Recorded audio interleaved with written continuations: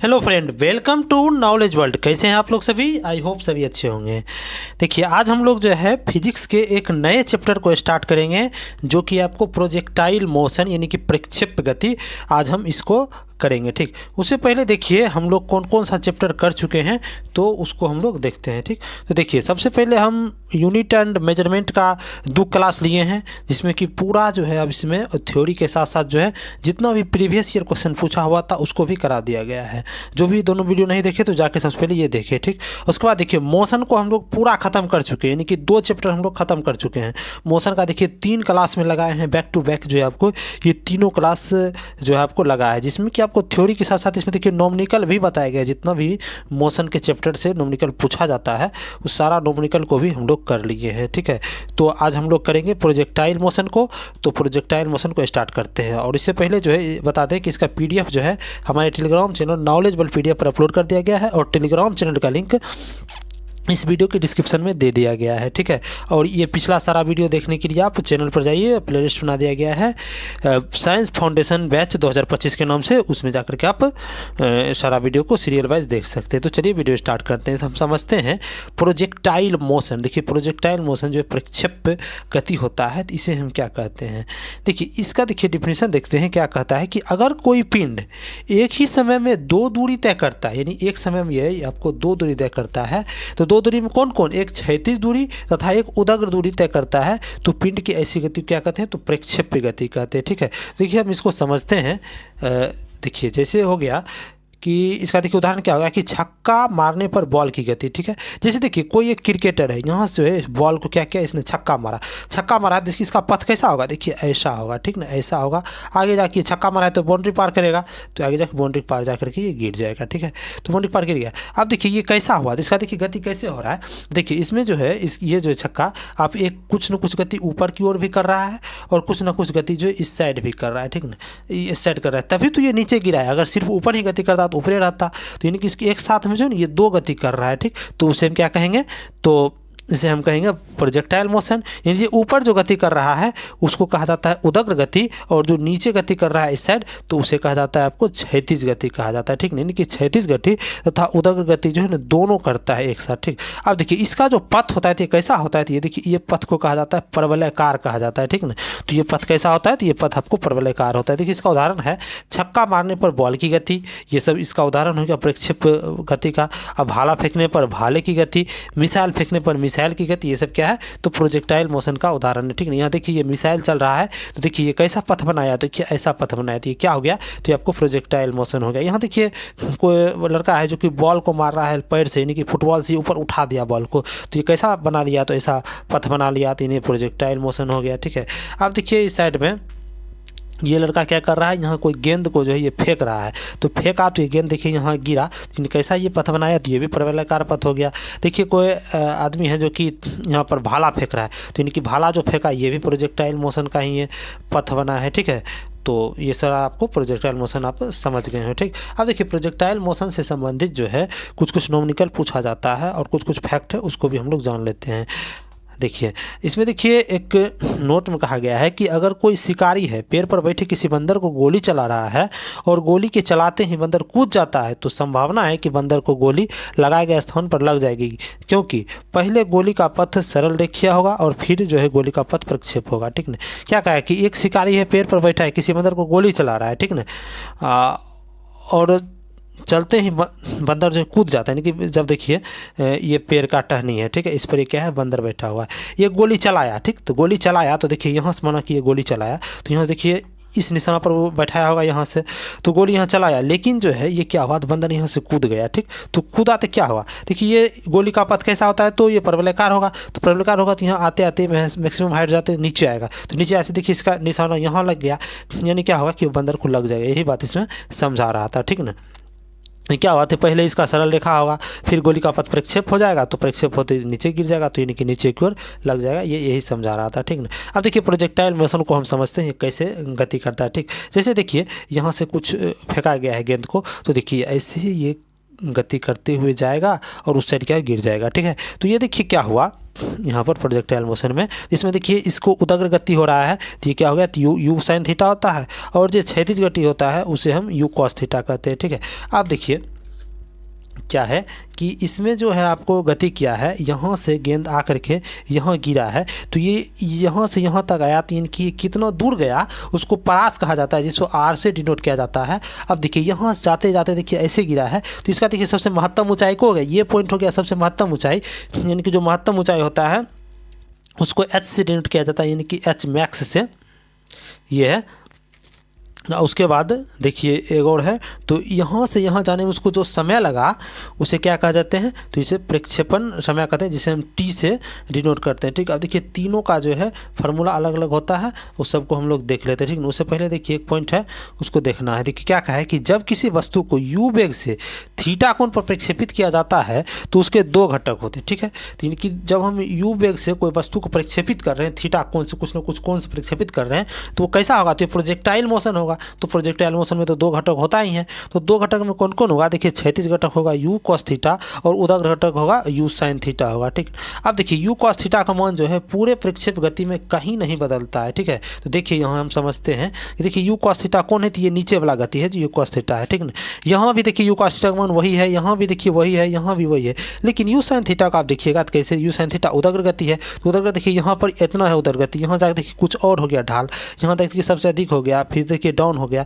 यानी क्या हुआ कि यू साइन थीटा यानी कि उदग्र गति क्या होता है, तो ये बढ़ते रहता है। ठीक ना, उसी बारे में देखिए यहाँ कहा है कि यू कॉस थीटा का मान पूरे प्रक्षेप गति में कहीं नहीं बदलता, यानी कॉस थीटा जो गया यानी कि क्षैतिज गति वो पूरे प्रक्षेप पथ में कहीं नहीं बदलता। ठीक ना, लेकिन यू साइन थीटा का मान क्या होता है कि पहले घटता है, फिर शून्य होता है और फिर बढ़ जाता है। ठीक है ना, देखिए यहाँ क्या हो रहा है कि देखिए यहाँ एंगल जो बना रहा है तो ये पहले पहले घट रहा है, देखिए जब यहाँ थीटा 90 डिग्री हो जाएगा तो यहाँ शून्य हो जाएगा, तो शून्य हो गया, उसके बाद देखिए नीचे जाकर के फिर बढ़ रहा है। ठीक ना, तो यही इसका होता है प्रोजेक्टाइल मोशन में। ठीक, अब देखिए इसका हम सारा घटक को देख लेते हैं।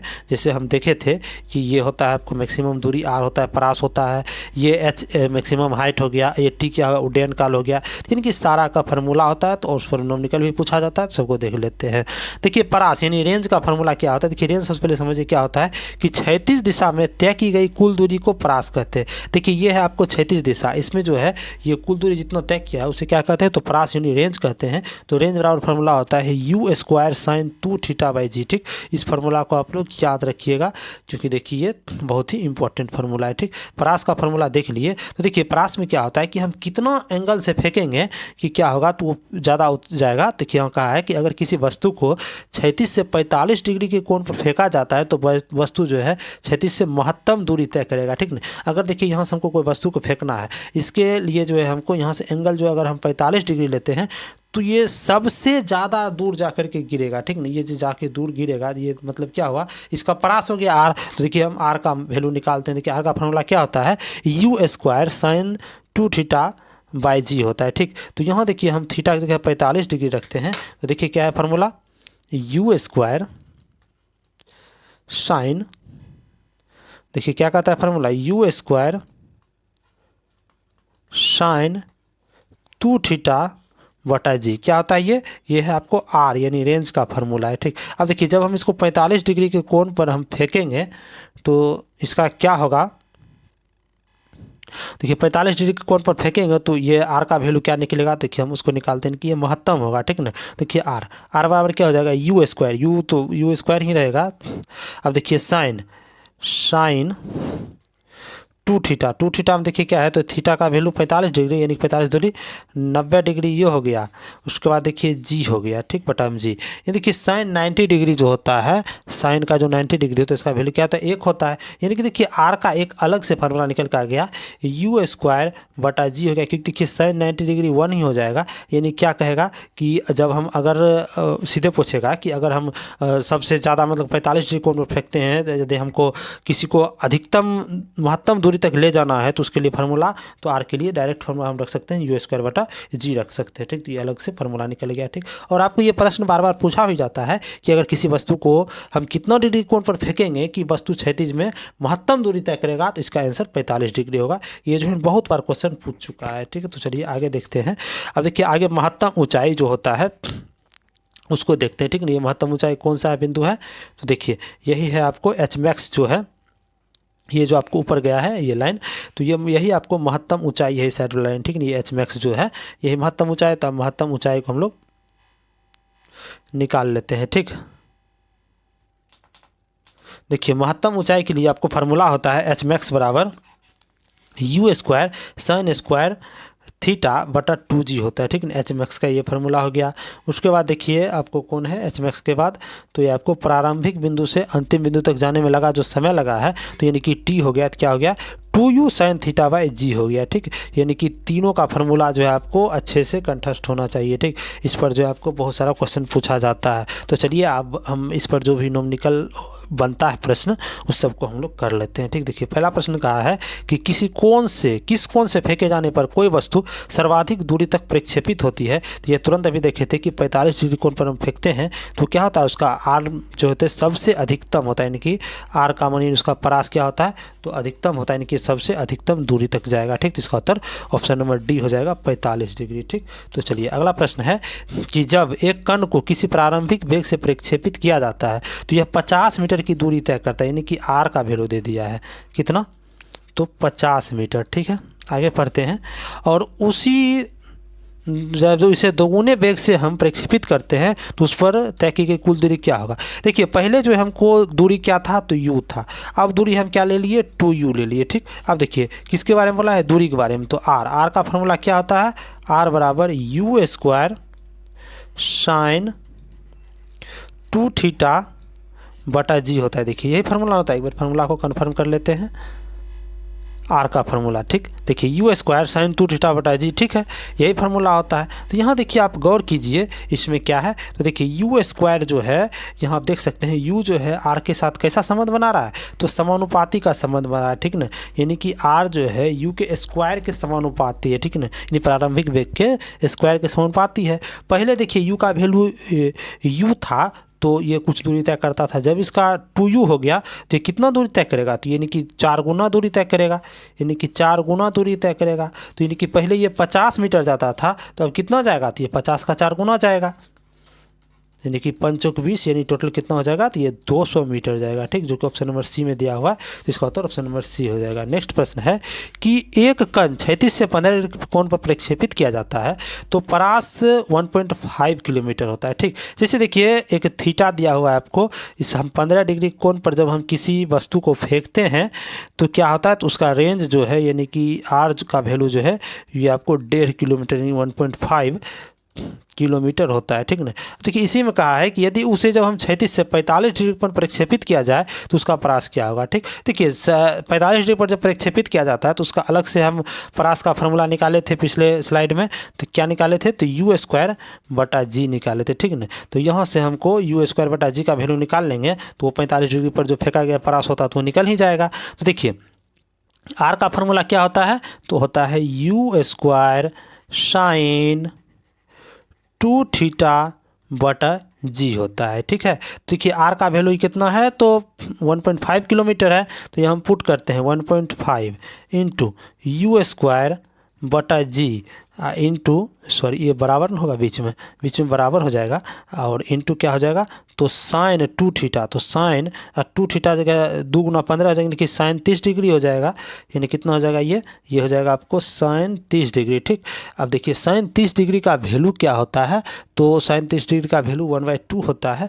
तो देखिए आगे जब हम इसको सॉल्व करेंगे देखिए क्या होगा, देखिए 1.5 बराबर यू स्क्वायर बटा जी इंटू 1/2 होगा, ठीक है। देखिए ये यू स्क्वायर बटा जी जो है ये आर का वैल्यू है किसके जब 45 डिग्री कोण पर फेंकते हैं, यानी कि यू स्क्वायर बटा जी का ही वैल्यू निकाल लेंगे तो वही तो यानी कि 45 डिग्री कोण पर जब फेंकेंगे जो परास निकलेगा तो उसका वैल्यू आ जाएगा।